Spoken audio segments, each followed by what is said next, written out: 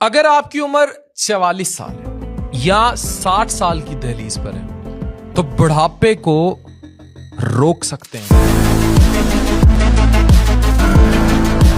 बुढ़ापा हमेशा एक धीमा और आहिस्ता आहिस्ता आने वाला अमल समझा जाता है, लेकिन modern medical science, biomedical data और जीनोमिक रिसर्च कुछ और सामने लेकर आ रही है।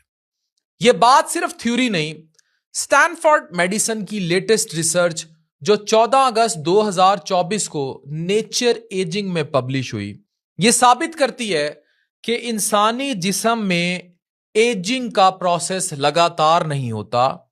यह प्रोसेस दो मुख्तलिफ मराहिल में तेजी से एक्सेलरेट करता है। यह समझने की जरूरत है। रिसर्च में 108 लोगों का डाटा इस्तेमाल हुआ जिनकी एज 25 से 75 के दरमियान थी, और हर शनाख्तशुदा शख्स ने कई सालों तक अपने ब्लड यानी खून, सलाइवा यानी थूक, स्टूल यानी पखाना और स्किन के सैंपल्स दिए। साइंटिस्ट ने 135,000 बायोमॉलिक्यूल्स और माइक्रोब्स का एनालिसिस किया, जो टोटल करके 250 बिलियन डाटा पॉइंट्स बनते हैं। रिजल्ट क्या था, यह समझने की जरूरत है। इंसानी जिस्म में एजिंग यानी बूढ़ा होने का अमल नॉन लाइनियर है। दो ऐसी स्टेजेस हैं जब बायोलॉजिकल एजिंग ड्रामेटिकली यानी ड्रामाई तौर पर तेज हो जाती है। ये दो एजेस समझनी है। पहला फेज एवरेज 44 साल की उम्र के करीब है। दूसरा फेज एवरेज 60 साल की उम्र के करीब है।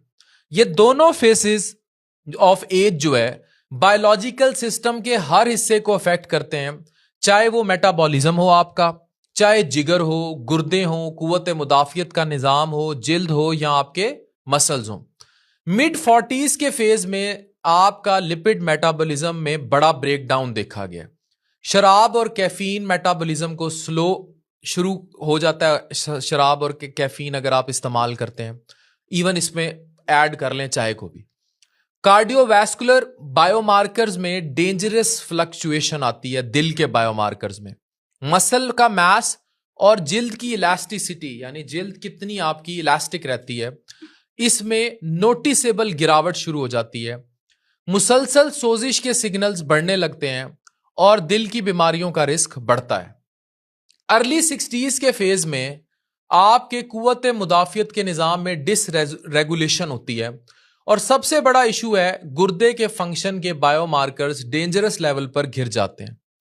कार्बोहाइड्रेट्स और कैफीन मेटाबॉलिज्म और स्लो हो जाता है। मसल आपकी तोड़ फोड़ का शिकार हो जाते हैं, यानी कि तेजी से जो है आपके पट्टे कमजोर होने लगते हैं। जिल्द एज करती है और दिल की बीमारी का रिस्क बढ़ जाता है। गुर्दे डिसफंक्शन करते हैं और क्रॉनिक डिजीजेस का रिस्क बहुत बढ़ जाता है। इनिशियली साइंसदानों ने समझा कि 40 साल का ये जो एज है यानी 40s की, ये शिफ्ट शायद सिर्फ खवातीन में होती है, क्योंकि उनमें हेज का अमल रुकता है, मीनोपॉज या पेरीमीनोपॉजल स्टेजेस आती हैं। लेकिन जब डाटा जेंडर के हिसाब से अलग अलग भी एनालाइज किया गया तो क्लियर हुआ कि यह शिफ्ट मर्दों में भी सेम इंटेंसिटी के साथ हो रहा है, यानी सेम इंटेंसिटी है उसकी, बिल्कुल एग्जैक्ट वैसे। मतलब ये हार्मोनल नहीं बल्कि फंडामेंटल बायोलॉजिकल एजिंग फिनोमिना यानी जरूरी एजिंग का एक हिस्सा है। ये दोनों बायोलॉजिकल शिफ्ट्स बराह रास्त सेहत के रिस्क को बढ़ा देते हैं। 44 के करीब और फिर 60 के करीब इंसान के बीमार होने की ससेप्टेबिलिटी बहुत ज्यादा बढ़ जाती है। दिल, गुर्दे, मेटाबॉलिज्म, कुव्वत मुदाफियत का निजाम और पट्टे डायरेक्ट मुतासिर होते हैं और इमीडिएट असर होता है। इसका हल मौजूद है, जो वीडियो के स्टार्ट में कहा था, यहां रोकना है एजिंग प्रोसेस को। यह रिसर्च है माइकल स्नाइडर की। रिसर्च के लीड ऑथर का कहना है कि जब तक बीमारी हमारे बॉडी को डैमेज करे, उससे पहले अपने लाइफस्टाइल को एडजस्ट करना जरूरी है। 44 साल के करीब शराब, कैफीन, चाय, इन चीजों को थोड़ा कम कर दें। शराब तो वैसे ही हराम है हमारे मजहब में, लेकिन फिर भी बहुत पी जाती है। लिपिड प्रोफाइल अपनी, फास्टिंग लिपिड प्रोफाइल अपनी कराएं, यानी लिपिड मतलब खून के अंदर तेल कितना बह रहा है। जिगर और गुर्दों के टेस्ट कराएं और रेगुलर अपना चेकअप कराएं। मसल वजन, लोग कहते हैं औरतें मर्द ये वेट थोड़े उठाने होते हैं, ये स्ट्रेंथनिंग एक्सरसाइजेस बहुत जरूरी हैं। एंटी इन्फ्लेमेटरी और गट फ्रेंडली डाइट लें। 60 साल के करीब इम्यून सिस्टम को स्ट्रांग करने वाली इंटरवेंशंस गुर्दे पे और दिल पर ज्यादा फोकस करें। मसल मास को प्रिजर्व करने वाली वही वेट ट्रेनिंग एक्सरसाइजेज और डाइट। कार्बोहाइड्रेट मेटाबॉलिज्म के लिए वक्फे से खाते नहीं जाना हर वक्त, 10 घंटे की 12 घंटे की इंटरमिटेंट फास्टिंग की ब्रैकेट।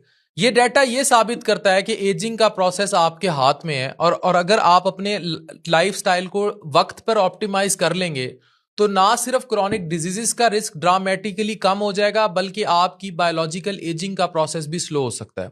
आज के दौर में जहां साइंस हर चीज को बड़े मेजरेबल अंदाज में देखती है और उसे मॉडिफाई कर सकती है, बुढ़ापे को जो है किस्मत का नतीजा नहीं समझना, ये एक आउटडेटेड सोच है। आप बुढ़ापे को भी बहुत स्लो कर सकते हैं। अब सवाल ये नहीं है कि आप कितने साल जिएंगे, सवाल ये है कि आप अपनी जिंदगी के वो साल किस क्वालिटी के साथ गुजारेंगे। That is important. ये एक मालूमाती वीडियो थी, इंतहाई रिसर्च बैक थी। शेयर कीजिएगा।